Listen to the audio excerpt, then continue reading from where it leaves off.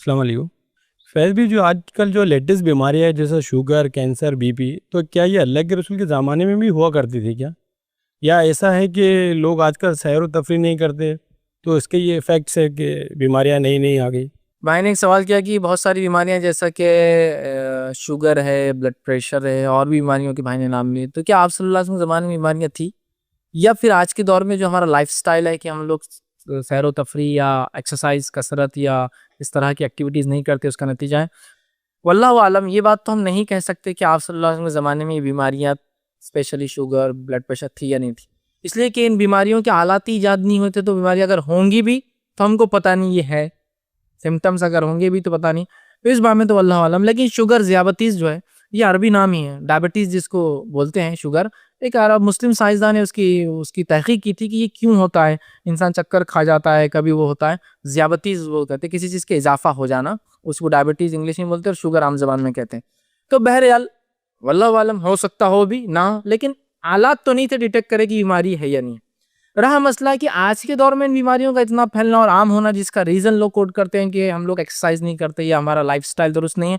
تو یہ بات تو بالکل درست ہے. اگر ہم سمجھ لیجئے، یہ دیکھ لے کہ ایک 25 سال پہلے کا معاملہ لے لے، کتنے لوگوں کو بلڈ پریشر ہوتا تھا، اور آج 25 سال بعد دیکھیں اب کتنے زائد لوگوں کو بلڈ پریشر ہو رہا ہے. حتیٰ کہ حالت تو یہ ہے کہ نوجوان بچے جن کی عمر 13، 14، 15 سال ہے، بلڈ پریشر بھی ہو رہا ہے، اور نہ معلوم ہونے کی وجہ سے موت بھی واقع ہو رہی ہے کہ بلڈ پریشر تھا، معلوم ہی نہیں، ہارٹ اٹیک آ گیا.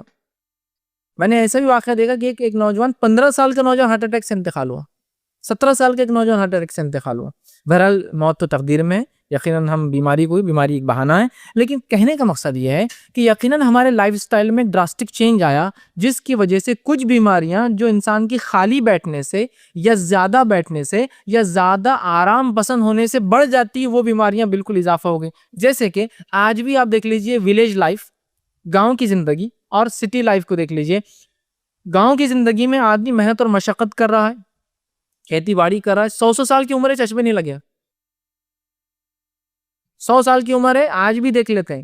بلکہ میں تو ایک ایسی خاتون کو اورنگ آباد شہر میں جانتا ہوں جس کی عمر تقریباً 70-80 سال ہے، اور وہ آج بھی جو ہے گیہوں کے اندر سے جو ہے وہ کنکر چن کے نکالتی، جبکہ اس کے گھر کے دوسری بہوؤں کو نہیں سمجھ میں آتا نکالنا، وہ نکال لیتی.